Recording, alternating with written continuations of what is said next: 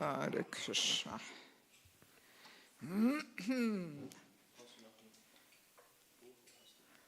Buch brauchen wir heute nicht.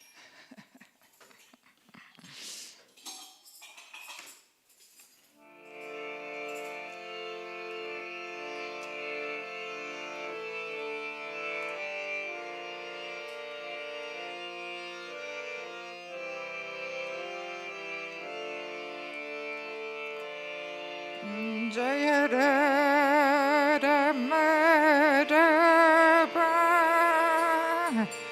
Kandabi Hare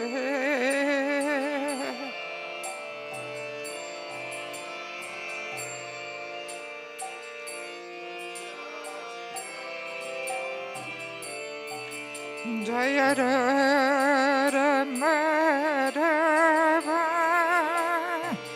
Kandabi Hare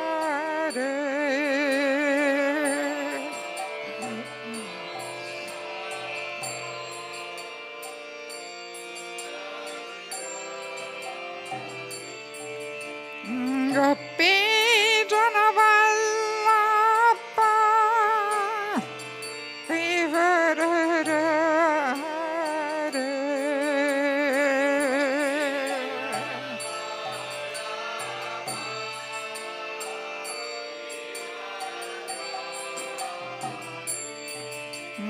Gopi Janavallabha Vivarare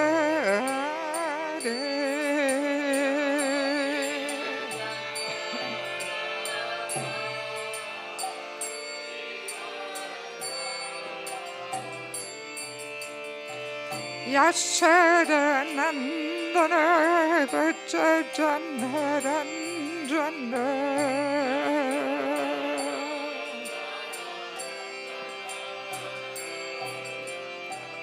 Yashoda Nandana Vajjana Ranjana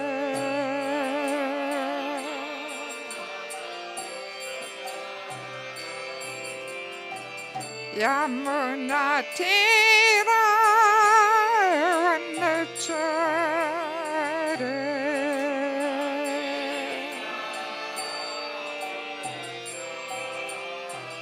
Yamuna Tira Vanachare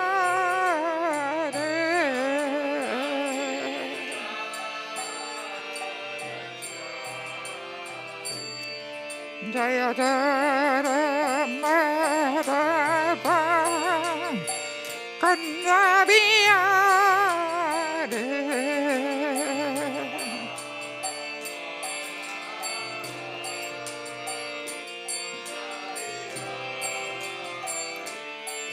Jaya Radha Madhava Kandabi Hare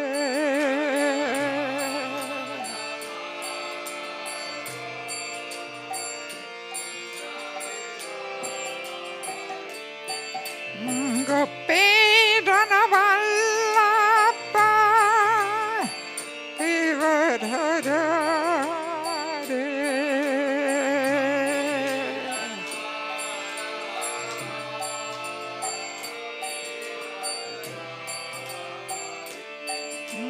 Gopi Janavallabha Vivarare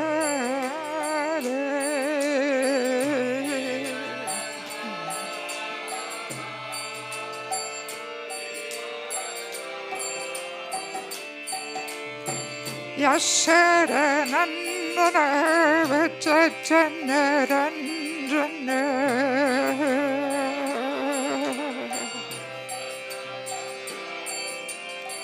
Yashoda Nandana Vajjana Ranjana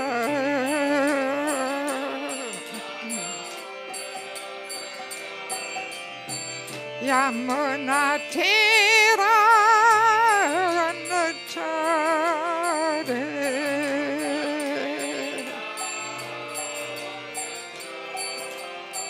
Yamuna Tira Vanachare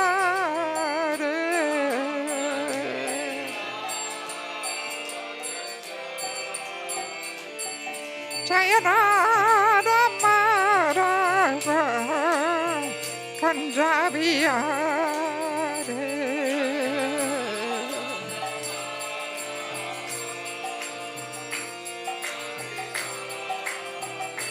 Jaya Prabhupada Jaya Prabhupada Pada Srila Prabhupada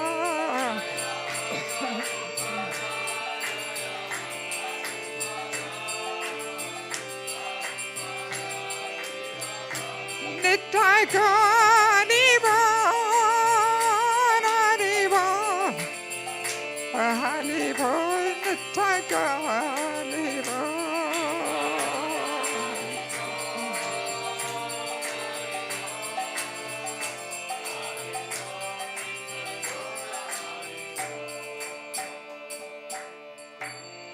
Nitai Gaura Premanandi Srila Prabhupada Ki Samaveda Bhaktivinoda Ki Gaura Premanandi.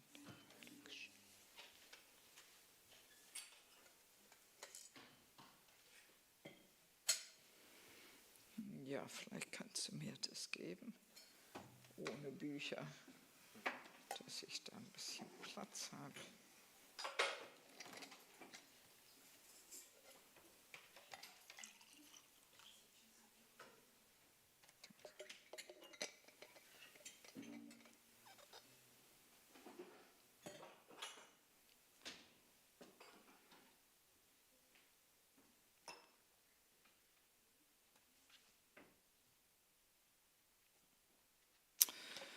Om Akyantimandasya Gyananjala Shalakaya Chakshun Militam Dina Tasmai Shri Guve Namaha Shri Chaitanya Manupistam Sthapadamina Bhutale Swayam Rupakadamayam Danati Swavanantikam Namam Vishnupada Kushabisa Bhutale Shrimate Bhaktivedanta Swaminite Namane Namaste Saraswati Devi Govani Pachayani Nivashesha Shunyavadi Pasatari Satarine Vanchakapa Divasa Kripa Sanuvevacha Patitanam Pavanebhyo Vaishnavebhyo Namo Namaha Jai Shri Krishna Chaitanya Prabhu Nityananda Shri Advaita Gadada Shri Vasadi Go Bhaktavinda Hare Krishna Krishna Krishna Hare Hare Hare Rama Rama Rama Hare Hare. Du verstehst Englisch? Okay. Von woher? Ach ja. Okay. Good. All right, so welcome to our last topic-related morning program. And yeah, I have chosen again a topic which I hope is relevant for you. I'm sure it is. Some 2 years ago, I offered this topic as a presentation on this ILS in Mayapur, this ISKCON Leadership Sangha. And it was, well received and people were interested. And the topic is Prajqlpa. It will destroy this movement. This is actually a statement from Prabhupada. He was saying this. So we want to go through this. And then I also thought I want to hopefully leave a little bit of time just to share a few thoughts on my visit here and also express my gratitude. No, I had a nice time, so no problem. Don't worry. So let's see how we fit it in, but we've got a bit of time. If we can go till 9, then definitely we have a bit of time. I will not take breakfast, so if there's more people who also don't take breakfast, then Okay, yeah, so Prajqlpa, it will destroy this movement. This is a statement that Prabhupada made. And the way I understand it is that it's not a prediction, this will happen, but it's simply a very strong warning that if we don't, control this tendency for talking Prajqlpa, then it very well has this power to destroy this movement. Yeah. And it is indeed like that the main dangers for ISKCON actually come from within, not from outside. If there is some attacks from outside, that usually unites devotees in preaching. But what is so destructive if these things are coming from within the movement? That's so, creates so much havoc and all that, And yeah, Shastric little reference, Nectar of Instruction, verse 2, Atya Priyasasya Prajqlpa Niyamagraha. So there we have it. The Prajqlpa is one of the 6 things which really are obstructing, bhakti. So Rupa Goswami says that he says our devotional service is spoiled when we become too entangled in talking unnecessarily about mundane subject matters. So of course we always think our talking is so necessary. We don't consider it as unnecessary. And yeah, I'm sure we all have heard this, that Prajqlpa is detrimental. But still, we don't realize how much of our daily talk falls into this category. We don't realize. We may think Prajqlpa is just gossiping or something, but there's so many more variations of Prajqlpa.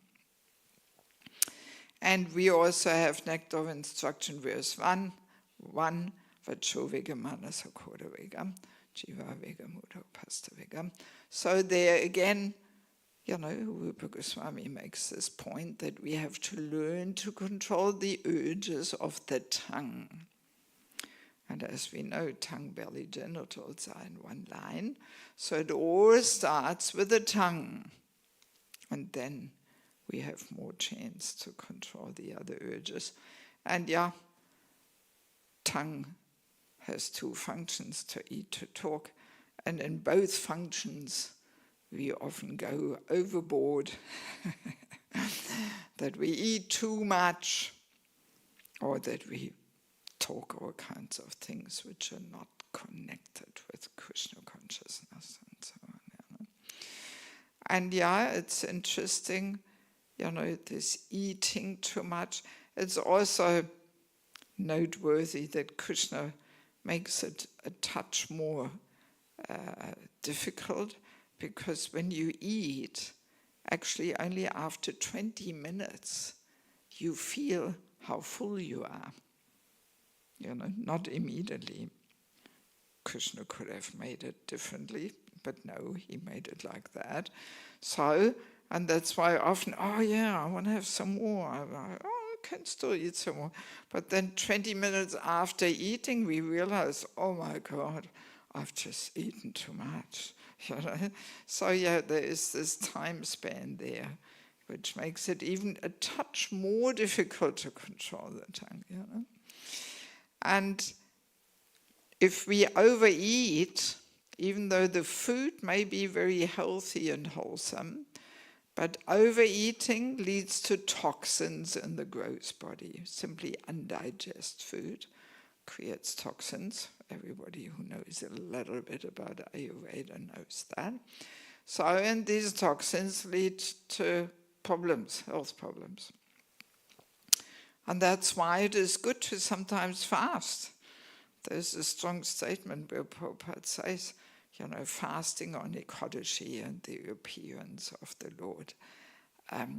This is meant to get rid of excess fat in the body. No big esoteric meanings, but very blunt. So it's meant to get rid of fat. And then he makes his strong statements that a devotee who is fat has not made any advancement. We mentioned it in the Vanapasta session. Because basically our joy is still coming from eating. We haven't developed a higher taste, and that means we haven't made that much advancement. And Prabhupada recommends we should actually control our bodily weight. So no harm to have some scales there in the ashrams, men's ashram, women's ashram. Every now and again step on it and see, I put on some weight, better try and get rid of it. Apart from the fact that it is so much better for our health. Being overweight is such a burden.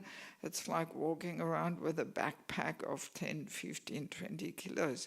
It burdens the whole body, or the organs and joints, and and we become more sleepy and cannot so easily move. So and interestingly, a similar thing happens on the subtle body. If we talk too much nonsense, unnecessary, mundane things, that creates toxins in the subtle body. So Satchinanda Swami explains this nicely. He says the holy name carries an echo called Vani. And this is still actually working on our heart after we chant.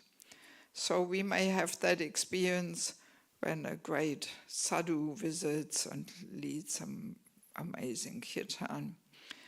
Then afterwards we have this nice warm feeling in the heart, and we may feel like, let me go in the garden there and chant another round or something. And then this echo still works on our heart, And the easiest and quickest way to destroy this echo is by talking nonsense. And that switches on the mundane mind again, So that's why also no harm to be a little mindful, and like on our holy name retreat in Eko Chakra for 3 full days, I usually incorporate a Morna-Vrata day, not a 64-round day. I first like to increase the quality and then the quantity. But a day where we don't have any private talking. Of course, in our Bhajan Kutir, the seminar goes on, we're interactive and everything. But outside of the seminar, no private talking for 1 whole day, starting from getting up in the morning. And you would not believe how difficult this is for people. People just can't even for 1 day just control their talking a bit. And I catch them, hey, Hare Krishna. So our only language is the Maha Mantra there, like in cleaning the Gundicha temple. It is also described that everyone communicates through the Hare Krishna mantra. Hare Krishna, Krishna, Krishna, Hare, like that. So we do this on this Morna-Vrata day, and when I catch somebody, Hare Krishna, Krishna. And I catch them on the phone. Oh, yeah, it's really cool. I'm in Eko Chakra. Oh, it's a Morna-Vrata day. Oh, yeah, it's... for most people, it's really difficult, just not to talk for 1 day. And it's always my favorite day, when there's not all this talking going on. At Prasadam, it's all quiet and, very nice. So this is, it's not that we are making a new process here of not talking and not eating, but yeah, every now and again, I mean, usually devotees share that this Monavrata day helps them to be a little more introspective and reflecting and so on, And you have more time, yeah, much more time to change some extra rounds or something, So most people find it very beneficial and a worthwhile experience. Yeah, so, yeah. Because we, of course, we know the process is to engage the tongue in talking about Krishna and not to eat too much. But in both functions, we have some problem. And so theoretically, we know, yes, talking about Krishna, discussing Krishna consciousness, devotional service. But yeah, half the time we don't talk about Krishna. So no harm to have a bit of a quiet day every now and again. No need to make it all fanatic.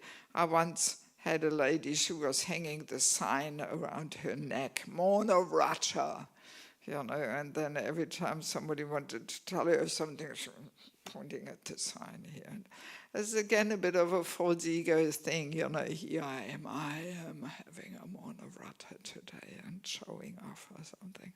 So no need, of course, for that.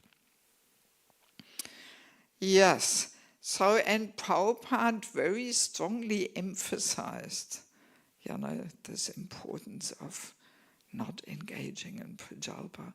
And there is a few episodes in Koma Prabhu's book, The Transcendental Adventure, describing Prabhupada's pastimes in Australia. It's a very nice book, actually. There's a lot of very sweet and instructive details in it and so on. And there's this episode where Upendra, he was cooking for Prabhupada in the kitchen in Melbourne, and Prabhupada's room was next to it. And it so happened that a whole group of devotees came back from India, from Mayapur. So, and in those days there was no internet, social media. So all the news, the latest news, were discussed in the kitchen there. And the devotees were saying, yeah, and guess what? And did you hear? And that happened, and this happened, and. So Prabhupada heard it all. And he was very angry. He called Upendra in the room and he said, what are you doing? Are you talking Prajqlpa? And then Upendra said, is talking about other devotees Prajqlpa? Srila Prabhupada? Prabhupada, yes. This devotee, that devotee, life is short, don't waste your time. When two devotees meet, they should talk about Bhagavad Gita, Srimad Bhagavatam, how to serve the Lord. And so he gave him a whole 10-minute lecture, really smashing him to pieces. And then Upendra came back to the kitchen and he was reporting Prabhupada's instruction. And then another time, also, same thing, with Upendra cooking lunch for Prabhupada. And again, all this Prajqlpa happening in the kitchen. And again, Prabhupada called him in the room and chastised him. And that's when Prabhupada said, Prajqlpa, it will destroy this movement. So it's in Koma Prabhu's book there. Yes. And of course, through internet, social media, this tendency for Prajqlpa is magnified like anything. I mean, this is one reason why I keep away from this. I live without a phone. I'm not active there on social media. All right, I have my little Facebook page for my Institute for Spiritual Culture. But when I go on Facebook, I don't even know, and I don't want to know, how to receive everybody's posts there on Facebook. When I go on Facebook, when I put it in the browser, Facebook, I get immediately my page. And I'm just looking what's happening there. If one Mataji, who is organizing my Facebook page, if she put something new on, and what pictures did she put, and are there any comments, and is there maybe some personal message? That's all I do. That's my Facebook activity. So I don't even get anything from other people there, And yeah. So this is a good protection, because really most of things what is, posted on social media, it actually falls into the category of Prajqlpa. Yeah. And usually I'm the last person to hear about all these things, Yeah, so that's good. Sometimes I'm asking people, how do you know all these things? Oh, Facebook. Okay, thank God. Yes. Yeah, so we have to be very careful. Of course, there's a tiny little good portion there in social media for preaching, announcing, and all that. But the biggest part is actually negative influence. Yeah. So we have to be very sense-controlled in how we use the social media, and not allowing ourselves to get completely sucked in and gobbled up there. Steals our time too. That's why I often say, the most popular book for people is Facebook. So, and then they're surprised that they don't have time to read because they spend it all on social media. The average person in the world spends about 5 hours on the phone. Yeah, I've read it. Yes. My God, 5 hours. Most people in the evenings, all they do is they just sit there with the phone. And on my travels, on the train or plane, airport, everybody is there with the phone. Very rarely I see somebody getting a book out. This is a big exception. Everybody is there on the phone. Yeah, and people don't even talk to each other anymore. Everybody's there on the phone. Even within the family, people are sitting in their corners on the phone, and there's no more communication there. Here it's Kali Yuga, Like Jayadvaita Swami says, Maya has gone high-tech. Yes, so it's a big issue, really. People often tell me I should write a book about that, And yeah, in regards to social media, of course, in Prabhupada's times there was no social media, but there was a funny story with Prabhupada. When Prabhupada was in America and the telex machine came out. So telex, you don't even know what this is. It's the previous technology to fax. It's telex. Yeah, even I have never seen a telex machine. Fax machine, we are all still familiar, but telex, no. But as far as I understand, it was the first technology where you were writing something on one end and immediately it was coming out at the other end. That was a big thing. So one temple in America had this telex machine, and they were all excited to show this to Prabhupada. And look, Prabhupada, yeah, this is how it works, and immediately the message comes out on the other end. And then devotees were saying, oh, Prabhupada, maybe every temple should have a telex machine, and then we can really communicate all over the world. So what did Prabhupada say? No. And he said, if every temple has a telex machine, you will talk Prajqlpa all around the world. That was his comment. Yes, sometimes I'm wondering what he would say about Facebook and WhatsApp and all that, Yes. Yeah, so he knew, yes, he knew. And without modern technology, at least the Prajqlpa is limited to one room kind of thing, But yeah, with modern technology, it spreads all around the world, immediately. Uncontrollable, uncontrollable. Yeah, and then there was another little story. That was, I believe it was in Juhu in Mumbai temple, when Prabhupada moved into his new quarters. And the devotees had put Prabhupada's personal phone line in there. So it was a landline, of course. mobile didn't exist. So, and Prabhupada had it first time in history, he had his own phone line in his room. So, and what happened? First night, middle of the night, somebody rang. Oh, Hare Krishna Swamiji, how are you? I just wanted to say hey, but it was somebody from America, who forgot the time difference. And what did Prabhupada do next morning? He said, take out the phone line from my room. I don't need this. More trouble than any good. Get it out.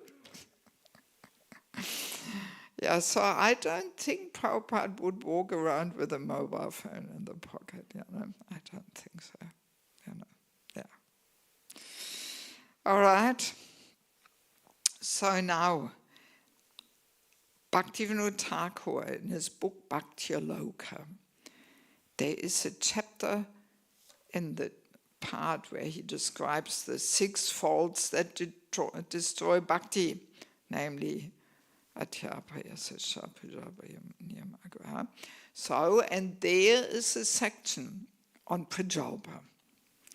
And he gives these different categories, just for us to become a little more mindful and aware, and it always starts with that. We have to hear about these things, and then we become more conscious. But unless we hear, we are just so often so unconscious about all these things. So, and there, is this chapter, and I would like to briefly go with you through these categories of Prajqlpa. And one interesting thing is, as we will discover, that most kinds of Prajqlpa have their roots in envy. It's some envious talk. We try to minimize other people's position in order to establish our superiority. That's what's happening in the subtle way. And that's another reason why Prajqlpa is so contaminating.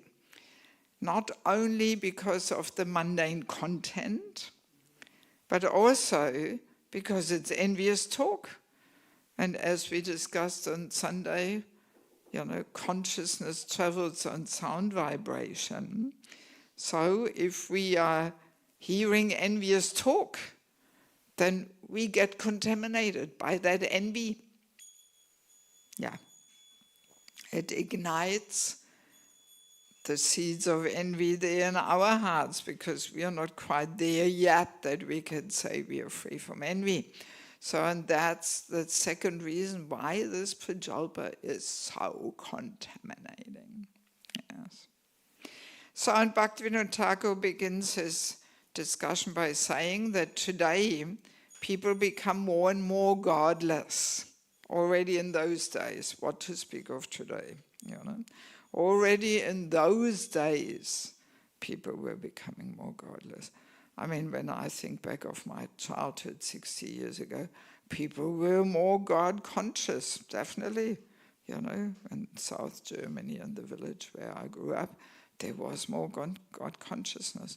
So, but even Bhaktivinoda Thakur already makes that statement. So, and therefore, their talk is also godless. Right? If people become more godless, then whatever they say is also more godless. And godless talk is Prajqlpa, basically, in a nutshell. Yes, so the first category he mentions, he calls it useless talk. And he puts into this category like all kinds of novels and stories which have nothing to do with Krishna consciousness. And also he puts there the newspaper. Of course, newspaper people don't even have anymore because it's all on the internet. And but the world news. So we may wonder, don't we have to know something about the world news? Yes, we have to know something the basics. You know, especially if we are in a leading position in management, or if we're preaching, it's also not bad to know a little bit what's happening in the world. Or as a traveling preacher, I also kind of have to know a little bit, just to make sure I don't fly into a war zone or something, you know. Yes. So, but if we really take great pleasure and interest spending hours there on the websites, you know, catching up on all the different things, what's happening here and there, and this war and that war, and this president gets, you know, elected or kicked out or whatever. So, you know, if we're really getting into it, then it is Prajqlpa actually, yeah. So, and usually what I do is I just quickly go through the German news website, Tagesschau, and usually it's enough to just read the headings. Then you know enough what's happening. You know, no real need to open it all up and study it up and all that. So, and there was also a nice story with Prabhupada when he was flying on the plane, and he had a group of disciples with him. And in those days, they were distributing the newspapers on the plane. Maybe some of us remember. Now they don't even do that anymore. And the devotees were reading the Time magazine, which is known to be a very good and critical magazine. So, and then Prabhupada said, oh, let me have a look at this. You know, and he was flicking through the pages, and then he gave it back and he said, actually, devotees should not read this. And then he made this profound statement. He said, it makes this world look so real. Yes, it makes this world look so real. So, and this is really what it does, because you may have heard me mentioning this before, but Prabhupada was, you know, describing life in the material world as a nonsensical stage performance, you know, very flickering, temporary, illusory reality. Because at the moment of death, show is over, curtain closes, it's all finished, you know. But actual eternal reality is my relationship with Krishna and what's happening in the spiritual world. That is the only reality we are allowed to keep at the moment of death. My relationship with Krishna. That's what we take in our next existence. So, and we can say Krishna consciousness is actually meant to give us a transformation of the perception of what is reality. You know, yeah. Because when we come newly to Krishna consciousness, of course, we think the crazy circus here, nonsensical stage performance, that's reality. Oh, I have to pass my exam, and I had this, that, and I have my kids and work, and I have to pay off my mortgage, and this and that. You know, we think that is reality. And Krishna consciousness, yeah, that's for us kind of a dreaming, illusory type thing there. But then as we develop our relationship with Krishna more and more firmly, through chanting the holy name mainly, you know, then there's a whole shift of what reality is. It should take place. If not, then our devotional practice is not very deep, you know. But we should get there.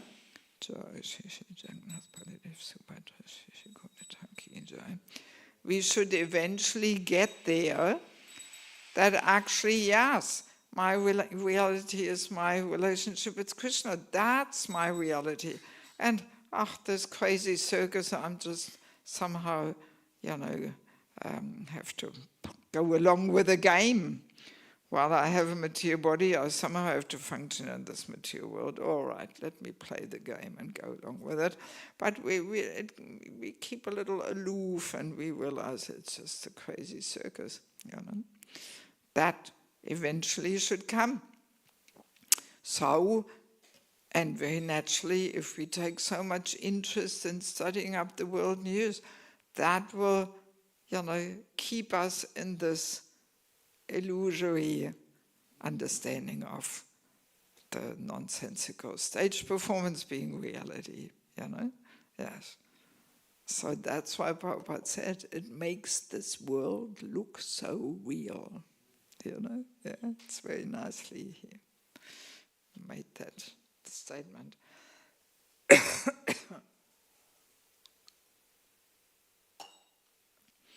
So then the next category is arguments, quarreling. Yeah, common thing, also in family life, in the ashrams, wherever it may be, so much opportunity for quarreling. And quarreling, we're just wasting our mind's strength. We use the mind's strength and power in a wasteful way just. And what's behind it? Argument. We are trying to establish that we know better, we are right. So that comes from false ego and envy, that we want to put other people down, establish our superiority, By the way, false ego and envy, they're good friends. They always like to move around together. So first comes false ego, thinking ourselves to be something which we are not, that we are the great enjoyer here and controller. So, and that's what invites the false ego in, the envy in, Yeah. Yeah, so this arguments, it just creates so much negativity and tension, and spoils the whole atmosphere, and it contaminates the heart. Yeah, so devotees should stay away from this. I usually recommend people, in regards to grihastha life. So when your husband goes on and on about something, being all agitated, so let him just go on. Sooner or later he will finish. Don't take part in it. Don't answer back. How long can he argue by himself? Not much fun to argue by yourself. You need somebody to respond, and then boo, you can say something back. But if the other person is just quiet, how long will you go on? So it's just like a thunderstorm. It rumbles there, and you're not shouting against it. You just go in hiding and you wait until it's over. And then sometimes when the men say, I say the same to my wife, I do the same with my wife. If she carries on about something, I just let her talk. I don't respond. I don't get into it. And then how long can she go on? Good, simple trick. Yes. So then the next one is gossiping. Talking about others without good reason. Again, we may think we have all the good reasons. And especially gossiping, discussing others' characters, and not so much the good character, but the bad character. If we talk nice things about devotees, glorifying their character and their activities, that's not Prajqlpa, that's uplifting. That's uplifting our consciousness and fills the atmosphere with positive energy. But usually we rather talk about the negative, And why do we do this? Again, to reduce the other person's position and establish our superiority, Yeah, and of course,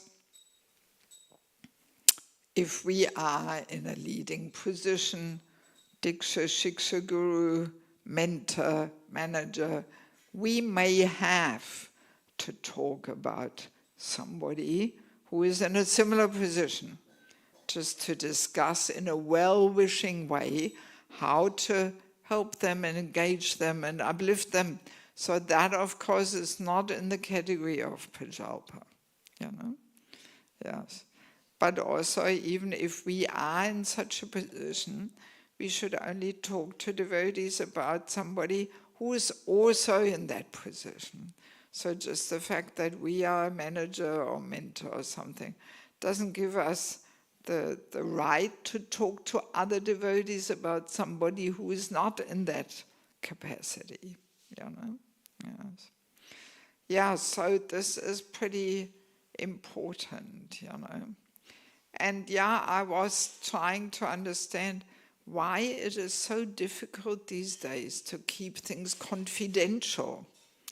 This is especially when it comes to mentorship. You know, often people are afraid to share something because they're afraid the other person will blabber it all around in the community. And, you know, yes. So now I was trying to think, why is this so difficult for people to keep things confidential? And it brought me to the false ego. Because we basically want to show off that we know something which others don't know. And it usually goes like this, that we say, oh, have you heard? Oh, you don't know? Oh, really? You don't know? Well, I know. You know, she told me. And I will be the special person who tells you. I will be the one who breaks the news to you. But don't tell anybody, it's confidential. And then that person does the same thing to the next one. Oh, have you heard? Really? You don't know? Well, how come you don't know? I know, they told me about it. And again, I will be the one who tells you, but don't tell anybody, it's confidential. You know, and like that, it goes around. So whenever you catch yourself sharing something with somebody else without this good reason because you serve as a mentor or whatever, then let's look in our hearts and see, and there we find this subtle desire to somehow be special because we know something that other people don't know, and we are the ones who share it with the other person, you know. Yeah, it's there, you know. So we have to let go of this and cultivate this confidential mood, you know. Yeah. So then the next one is debating. That's also in the category of Prajqlpa, you know. We can say debating is a more serious way of arguing, you know, often over philosophical points and the nature of debates is usually that we want to prove that we are right. We usually don't want to hear what the other side has to really say, you know, but whatever the other side says, and most of the time we don't even properly listen, but we just want to get our point across, proving that we know better. So, and again, false ego, envy, we try to, you know, diminish other people's position and establish our superiority and so on, you know. Yeah, so, and yeah, often this goes over philosophical things that people carry on and on and on about something, or whatever it may be, you know. Yeah. So it is contaminating, you know, because it comes from this false ego drive there, you know. And yeah, during pandemic, I heard about it, you know, because I'm not on social media, I didn't directly get it from there, but people told me how in some communities, the whole community was split into camps, you know, for vaccination, against vaccination. And there was so much arguing and debating, and both sides were trying to prove each other that they are right and bombarding the other people with links as trying to save the world. And, oh my God, you know, yes. Also committing offenses to gurus who maybe told that they got vaccinated, and then, oh, he's propagating this demoniac thing, and now all the disciples have to also get vaccinated. And, oh God, yes. Yeah, people told me, I didn't even hear this directly, Yeah, and that's where I understood, yes, Prajqlpa, it will destroy this movement, Yeah, I could see, yeah, it is so true, that really the relationships can be so damaged and offenses made. And even a year after pandemic finished, still in some communities, the relationships were not fixed over this topic. Yeah, so we have to be careful not to get sucked into this. And very often this debates again happens over the internet, that somebody makes a statement about us or a certain situation, and so many people read it, and then we think, well, I have to comment on this, otherwise people think this is true, right? So then we write something, and then whatever we write gets all twisted around, made into a weapon, boom, shot back at us. Like that it goes on and on and on. Anybody's been in that situation? Maybe, yes, no, sometimes, yeah. Better not to take part. Simply pull out Hare Krishna, all glories to Srila Prabhupada, and let it be with that. Doesn't matter what people say and what people think and all this. Yeah, better not to get involved in this. Yeah, very detrimental, You can feel all the negativity building up, and you can't even concentrate on chanting anymore, and in your mind the whole thing goes in circles, and you wonder what to answer next. And when things go around in circles in the mind, it's always a sign that the false ego is harassing us. Sure sign. Yes. Yeah, so better not to get involved. And unfortunately, this is also a little bit happening now with this war in Ukraine, that there's often some... Are you from Ukraine? Yes, I remember seeing you somewhere. Where did I? Kharkov? Yeah, I remember. Yeah, that there's all this debating going on, amongst the Russian and Ukrainian devotees. This should not be engaged in, No. Because it's all part of the nonsensical stage performance anyway. At the moment of death, who cares what kind of wars happened where and all this? The show is over, finished, curtain closes. Has no more significance whatsoever. So why getting all involved in these discussions and also criticizing gurus who don't make a clear statement, about Putin and all this? No. Preachers shouldn't even get into this topic, Yes. They should talk about the eternal reality and not debate over the nonsensical stage performance here, And it was funny, a couple of years ago I was visiting Kishinev in Moldova, that's neighboring onto Ukraine, and we were talking about this topic, and I elaborated a little more there because, being neighboring country to Ukraine, and they're connected with the devotees in Odessa and all that, it's just a short drive there.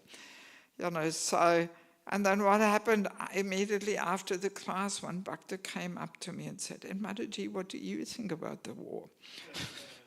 I said, hey, Prabhu, we just talked about it. Don't need to discuss it, No, it doesn't matter what I think. Who cares what I think? This doesn't make any difference, It's all happening up there.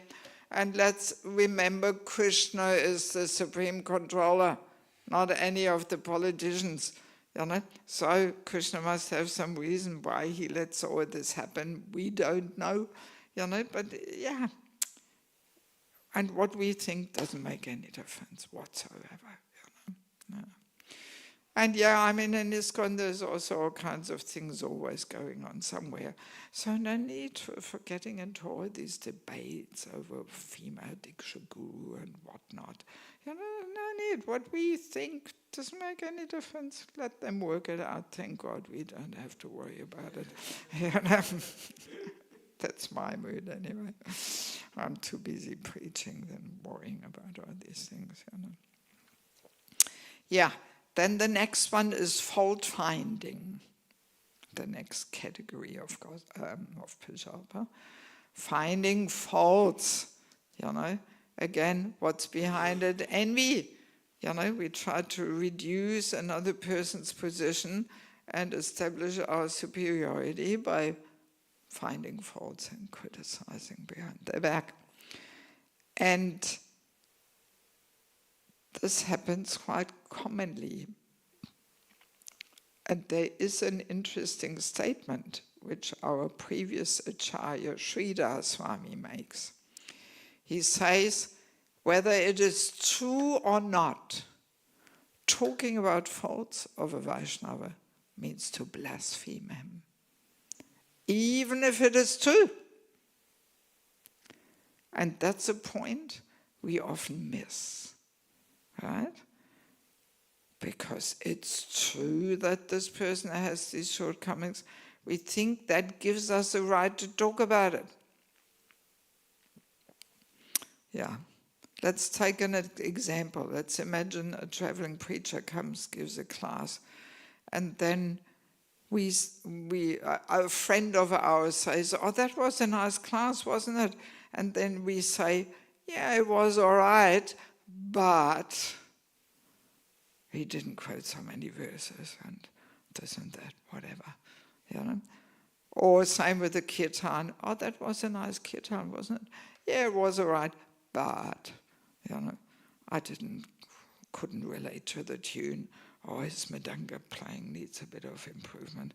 So we find something, you know, to reduce its importance. And in other words, we say, if I had given the class, I know so many more verses, and my mridanga playing is better anyway. And so yeah, and this is one thing we commonly do, and we think, well, what's wrong? It's true. Can't I speak the truth? Freedom of speech, modern Switzerland here, you know. Yes. And I'm just sharing my experience in the class and the kirtan with a friend. What's wrong with that? You know? So like that, the contaminated intelligence justifies it all. And we don't even realize that there is a bit of envy there. You know, so whenever we catch ourselves doing these things, we should reflect and introspect. And if we are honest, then we have to admit, yeah, there's a bit of envy. I want to be superior, you know, and I want to reduce his importance a little bit, you know. So then the next one is speaking falsehoods, fake news, rumors. Big thing out there in the material world. You know, it almost seems like it's a full-time engagement for some people, just to create fake pictures and fake videos and agitating people and creating conflict and, you know, putting certain people down and creating difficulties for them and all this kind of thing, you know. And yeah, unfortunately, these things also sometimes enter into our communities. You know, that somebody creates some rumors about somebody else just to damage the person a bit and all that. And actually, let me share.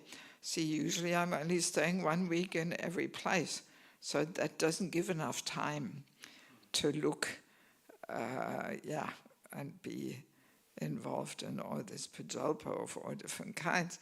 You know, and it's actually very nice. You see everybody like a pure sadhu, you know, and you don't know what's happening behind the scene and underneath the surface. And it's a nice vision to have. But then in pandemic, I was traveling a little slower. I was still moving around in the EU. It was not so difficult. I remember once I took a train from Cologne to Denmark to Copenhagen. I was on the road for about 12 hours or something in the train. But in any case, so, I stayed often for 2, 3, 4 weeks, sometimes 5 weeks in one place.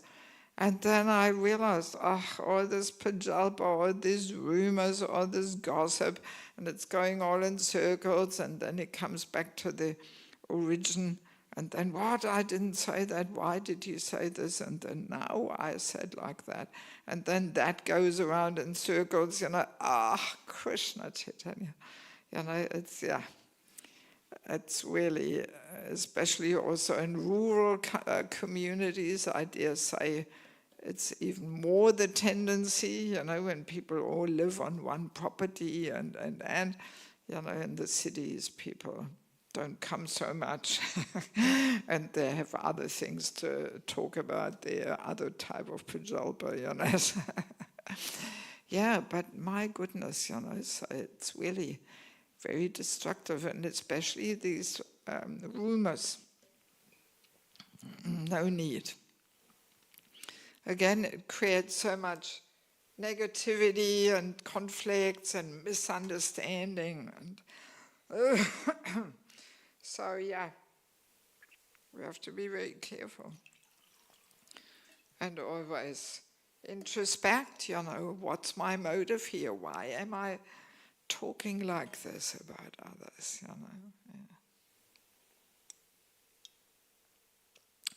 So then the next category is to blaspheme devotees. So we touched upon that already, even if it's true. Talking about faults of a devotee means to blaspheme him. And because we are doing this so commonly, well, this may very well be one of the main reasons why we don't make as quickly advancement as we could. Because as we know, it's the first offense in the 10 offenses to blaspheme devotees, who have dedicated their lives propagating the holy name of the Lord. So we have to be very, very careful. So, and then the last category is simply worldly talk. That could, for example, be that if we really get a kick out of discussing all kinds of faculties of knowledge, like mathematics and this and that, with this mood of, showing off how intelligent we are or whatever. Of course, some categories of knowledge like archaeology, biology, astrology, they can also be connected with preaching, and of course, ultimately, any knowledge could be connected with Krishna being the source of everything. But then some, it is easier than others. But if we just see it as some sport to discuss these things, and even if you're professional, like, let's say we are an IT expert, and we spend 8 hours in front of the computer with IT stuff. So it's advisable then to really, finished. Day is over, working day is over, let me get into something else now, something Krishna conscious for the rest of the afternoon and evening. But sometimes people, still discuss all kinds of stuff there with colleagues and so we have to be careful that these professional discussions don't take over our whole time and existence, and then there's no more time and energy for some Krishna conscious discussions, even though, well, to some extent, we may have to keep ourselves informed and up to the latest there for the sake of work. But it should not take over our whole life, because then there's simply no room for Krishna consciousness. So now, of course, we can say we may have to talk a little bit of some kind of Prajqlpa, meaning small talk, when we preach to a newcomer, or when we relate to non-devotee relatives. We can't be too fanatic. Oh, sorry, that's Prajqlpa. Forget it. I'm not talking to this person or whatever, So but it's not really Prajqlpa, like when we meet a person, so we simply show some interest. Who is this person? What are they doing? Similarly to when we go to a doctor and he asks us about our, history, medical history. So we also take a little bit of background information there, just so to know where we can connect with that person and how we can encourage that person or inject some little Krishna conscious topic there and comment, so that's the whole purpose, Similarly at work, in the office, so, we can say we recommend to be socially pleasant with people, but with the ultimate goal to bring them closer to Krishna consciousness. Yeah, that's the ultimate goal of any of our dealings with people, But then at work we may have to, just go along a little bit with all this talking, but we keep it to a minimum. We don't take pleasure in their activities, and we don't get into deep discussions on these things, and we just try to somehow divert the topics in a little bit of a spiritual direction. Even without mentioning Krishna, you can, talk about different things of life and so on. Yeah, so, and to close this discussion or presentation, I do want to mention one more Vaishnava etiquette rule, which we unfortunately often don't observe, but it is very strict Vaishnava etiquette, that if there is some, some difference of opinions on the senior level, either in our community or in ISKCON in general or on the GBC levels, actually the etiquette is we should not take sides. We should not discuss. Yes, because we don't have the full picture. We don't know what really is going on, on higher levels, and what all their different perspectives are to a topic and so on. Because there's always something going on in ISKCON, So we should not take part in this. We should not discuss. We should not take sides and have our opinion on this, because actually it's none of our business. And it's beyond our circle of influence. What we think doesn't matter. It doesn't make any difference whatsoever. So we should just stick to our circle of influence. We've got enough work to do in our hearts and in our service, and try and improve and serve nicely the devotees and all that. So no need to get into stuff where we can't do anything about it anyway. And it's not that we have to know everything that's happening in ISKCON. Sometimes people think that. They think, oh, I can't be in ignorance. I have to know everything. Well, whatever we need to know will eventually be announced by the GBCs. Yeah. So, and that's enough. No need to, get involved in all kinds of stuff. And it is really against Vaishnava etiquette, because if we take sides, guaranteed we will commit offense to the other side, because it's superior level. We don't know really what's happening there, But saying this, let me balance it also. If we see something very alarming on the senior level going on, something dangerous and alarming, then it is our duty to report it. I've reported quite a few things over the 40 years. Yes, so then we report it to our GBC, or there's different committees, the Sannyas committee and this and that, so many things. So, or child protection office or whatever. So we report it, and then we have done our duty. And then it's their service to deal with it. And maybe we imagining it at all, you know, maybe it's not even a need to take action on it. Maybe it's just our mundane perception of things.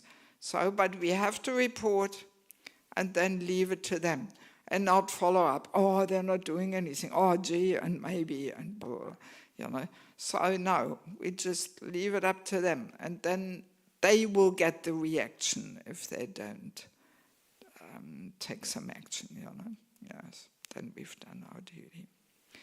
Okay, so now it's 13 minutes before 9 or 15 minutes. What would you like to do? I mean, some people are already moving on to their activities. So would you like to have a quick question and answer session? Or should we just move on to a few little things I wanted to share? Okay. Thank you, Mataji, for talking about this topic.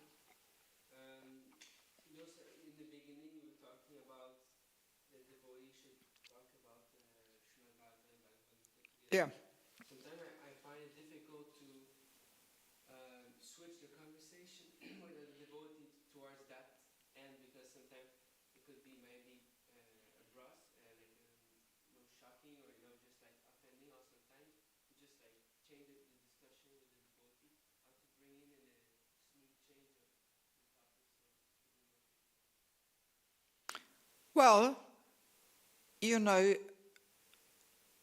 it may be like that, you know, talking about Bhagavad Gita, Srimad Bhagavatam doesn't mean necessarily that, oh, now we have to quote some verses here, and, you know, but at least it should be about preaching, about how to please Prabhupada more, how to be more efficient in our service, you know, these kind of topics. Yeah. And it depends a little bit on our position. If, for example, we are together with seniors and they talk about things which is Prajqlpa to our understanding, so then we have to be a little careful. It's not our position to instruct them, hey, remember this is Prajqlpa or something, you know, depending on how senior they are.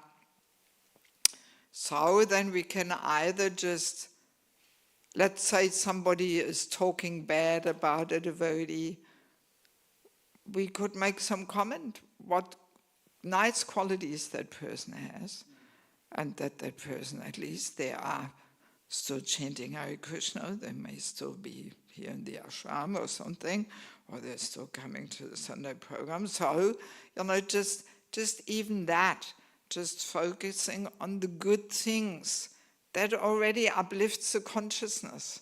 And then others may realize, oh yeah, you're actually right, he is a nice person and all this, you know. Yes, so that's a simple trick.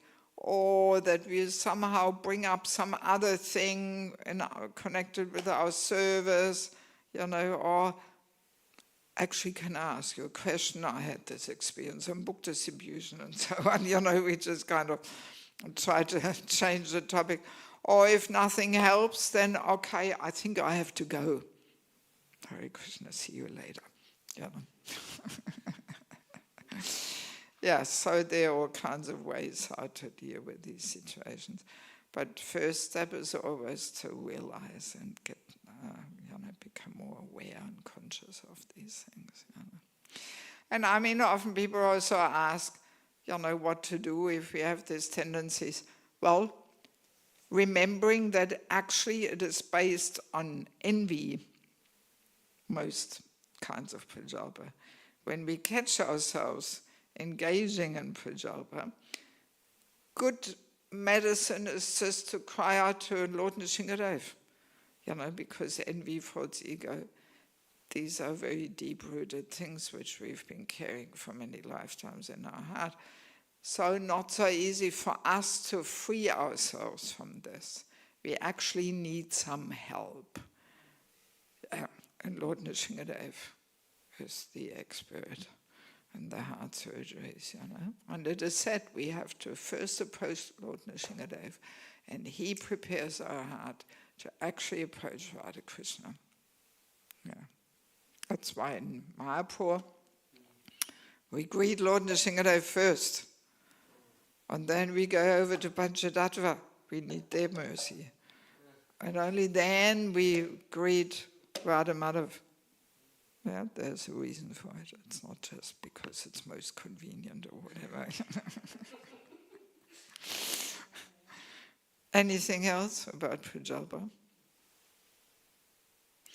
All right, so let me just, first of all, thank you all very much for allowing me to visit, for tolerating me and engaging me.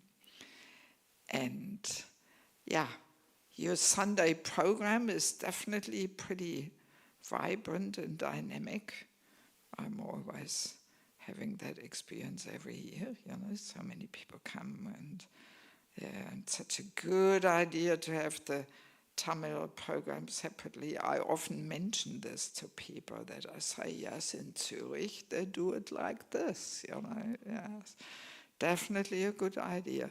And I also like the program, you know, that after the lecture is Prasadam, right? And then Gora Arti, and then Japa, guidance, and then one more time deeper Kirtan.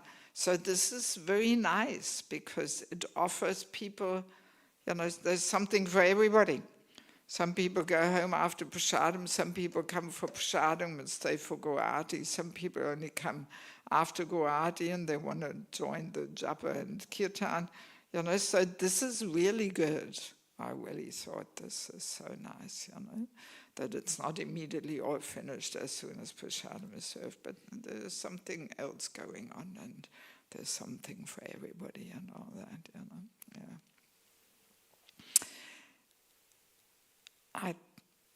What did you want to ask now? But maybe let me first give these little feedbacks I want to give. Yeah, because we are a little short in time. You know, if we now start our question and answer thing, then maybe it goes to 9:30. I mean, I don't mind, but you may be busy and have things to do and all that, you know. So one thing I feel I want to bring attention to, you know, that, as I'm saying, the Sunday feast, fantastic, really good. One little thing to consider, and I don't know whether you have this or not, that where I was with my book table, there could be a book table every Sunday. I mean, I was there from 11 to 8:30, non-stop. And I met so many nice people. Many nice people who come first time, they're a little lost. Of course, the shop is there too, but they're just sitting behind the counter there. They don't go up to people. But there should be somebody who is in the Sankirtan spirit. You know, I mean, when I'm on the book table, I don't sit there and wait until people come. No, I stand. I don't even sit down, hardly at all. I stand there and I walk up to people and I talk to them and like that. You know, and this can be so nicely combined with welcoming the guests, that somebody stands there. And those you know, oh, nice to see you again, thank you for coming, I hope you had a good week. And, you know, just this makes all the difference to a person when they feel welcomed, you know. And then there can be a book table with Prabhupada's books, but maybe also a few other books. They're the, you know, Jayadvaita Swami's Kirtan standards. You know, here Lokapavani Mataji was telling me there's 10 copies in the shop, not a single one went out. Because people don't know. People don't know. I mean, just for your information, I distributed about 35 books from your book stock. Because, yeah, you had all these books there from my books. And I ran out of books anyway, pretty quickly. So I said to local Pavani, okay, give me your books. Let's distribute them, you know. So yes, and we made some arrangement there with a prophet, you know, that I keep something and she gets something, you know. So yeah, but that's the thing. We cannot expect that people show any interest in any kind of books, whether it's Prabhupada's books or my books or somebody else's books, you know, that they walk up, or have you got this in this book? No. You know, people don't even look at the books because, as we said, Facebook people read, and you don't have Facebook there in your vitrine, you know. You know, so there has to be somebody who says, oh, have you heard, you like Kirtan, right? You know, why don't you check this out? Or you're a Kirtan leader, please have a look. This is a really good book. You know, we have to know how to market what we have to offer, you know. And at the same time, it gives people an opportunity to interact. You know, I met people who I met 2 years ago and 3 years ago on previous visits, and they share how they're going and this and that. You know, so it's really powerful, you know, when we make ourselves available there. And it should be somebody who is in the preaching and book distribution spirit, and not somebody who just sits there with their phone, you know. Then of course you will not interact with nobody there, and people will not get any books. You know, it's also with Prabhupada's books.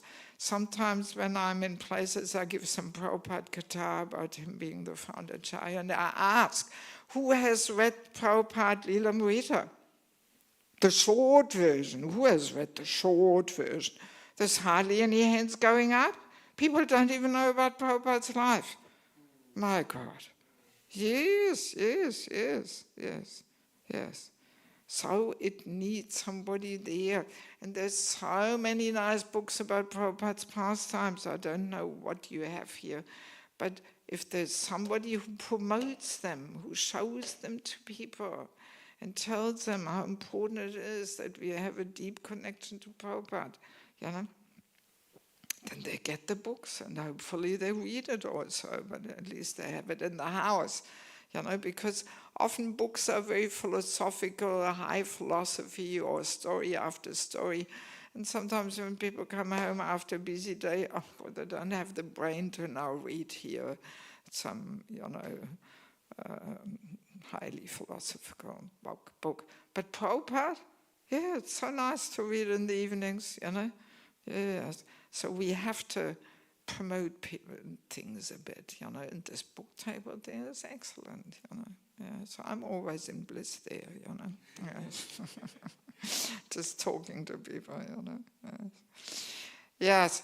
But yeah, I do want to share, and you probably have heard this, but just in case you forgot, I want to share these two powerful letters which Prabhupada wrote in 1972, which illustrates, you know, how we have to ongoingly nourish devotees. Like you boys are all into book distribution and Harinam. This is all very good, this is all very necessary, but it's only one little aspect of the whole process of making people a pure devotee. Yeah, it's only one. It's the first one. But then there needs to be so much more. And that's actually the function of the temple. It's meant to be a place for spiritual education, Fortbildung, Erwachsenenbildung, we say in German, you know. Yes. So that's the whole purpose of a temple. And I kind of feel it is a little, neglected here. And it very often happens, and I'm not saying that in a critical mood or to discourage anybody, but it very commonly happens when a brahmachari is the temple president, because every ashram has their mindset and consciousness, and then it's only for brahmachari interests, because that's where you are as a brahmachari. It's very natural, yes. So, and then the congregation easily is a little neglected. Their needs, yes. And then what you get is this gap, the temple devotees, and the congregation. And the temple devotees say, these grihastas, they're all in Maya, they're all sleeping. And they say, these temple devotees, they're all fanatics, they don't know what life is all about, And and then you have this gap. It's quite a common thing, Yes. So that's, I want to read this to you. Pretty powerful. This is a letter to Rupanuga in 72. Well, there's a little introduction. We may sometimes hear that Srila Prabhupada at one point wanted that the expansion of ISKCON stop, and that we, as he himself said, boil the milk. In 1972, Prabhupada said, now I want that we shall concentrate on making our devotees Krishna conscious and ourselves becoming Krishna conscious, and not be so much concerned with expanding ourselves widely, but without any spiritual content. Just like boiling the milk, it becomes thicker and sweeter. Now do like that, boil the milk. And in another letter he said the similar thing. That was same year, 72, pretty early, Now we have got so many students and so many temples, but I'm fearful that if we expand too much in this way, that we shall become weakened, and gradually the whole thing will become lost. Just like milk, we may thin it more and more with water to cheat the customers. But in the end, it will cease to be any longer milk. Better to boil the milk now very vigorously and make it thick and sweet. That is the best process. So let us concentrate on training our devotees very thoroughly in the knowledge of Krishna consciousness, from our books, from tapes, by discussing always. And in so many ways, instruct them in the right perspectives, propositions. This boiling the milk. There has to be a balance, It's not that, no more book distribution. Of course not. But it has to be balanced. And there has to be somebody in a community who is really concerned about boiling the milk. Not only in the temple, but outside the temple. I remember years ago when Divya Singh was here. He lived in the temple, but he came from the professional world, if I remember, and he was in white. So he was giving some courses and so on in his profession. And he was creating this balance. He was really into this, to create some educational spirit here for people from outside. And of course, temple devotees also. And he knew how to promote, how to advertise. He was advertising things 6 weeks before, not just a week before. He made nice banners, and really, promote things, announcing it at every Sunday program before. That gives things importance, and then people were coming. They were coming, yes. But if it's all just, you just make a flyer, stick it in the box there, people don't look, they're not even observant enough to see it.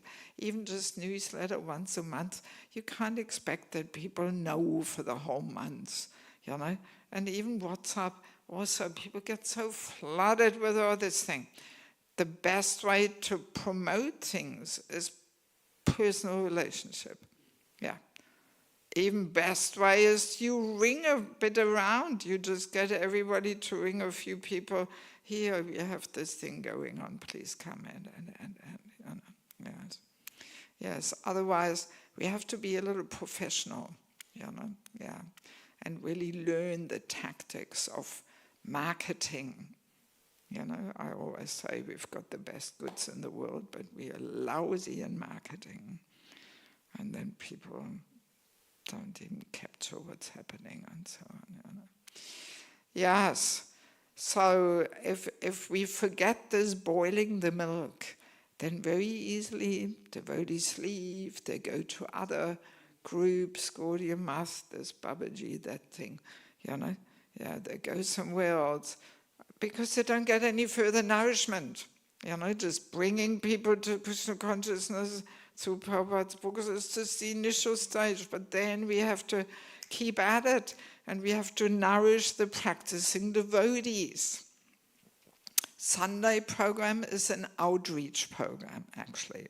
It's the main and foremost outreach program of the temple. It's for new people. And usually the classes are not so nourishing.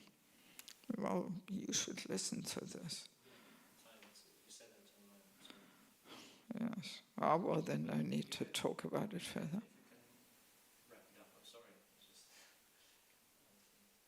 All right. So then no need.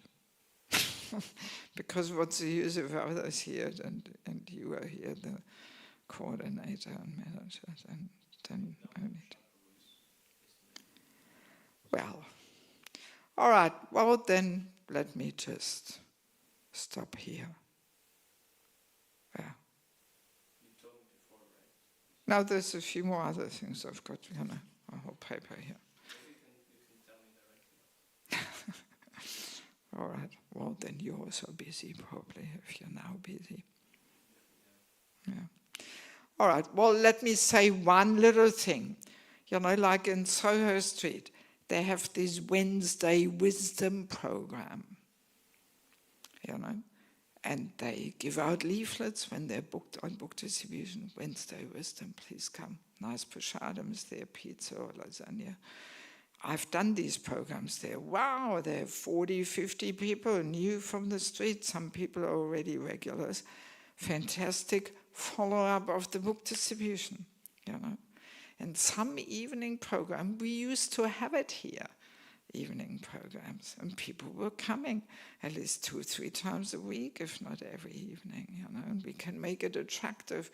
We can have a Prabhupada evening where we watch some nice videos, Yadubha Prabhu's films, and, you know, we have to make it attractive for people.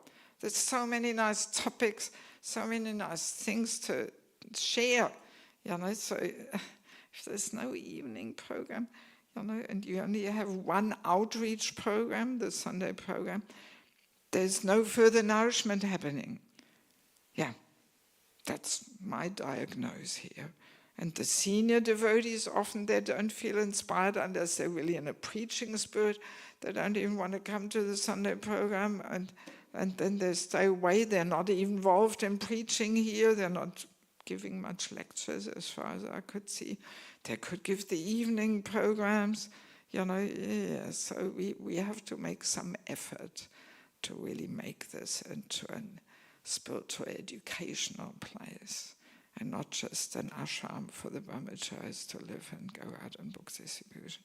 Easily you lose the whole half the community like that, you know. All right, well, so that's the essence. Okay, thank you so much for your kind attention. And I'm leaving today at 1 o'clock. So, yeah, thank you kindly. Srila Prabhupada ki, Samaveta Bhaktivinoda ki, Gaura Premanandi, Hare Krishna.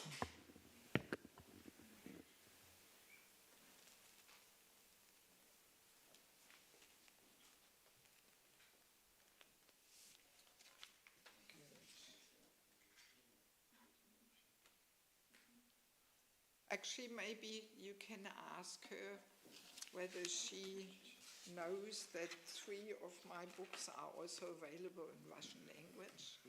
I have 3 books. Yeah, I have published 6, and 3 of them I have in Russian language. And the new one of the Russian books is the Ложное Ego book.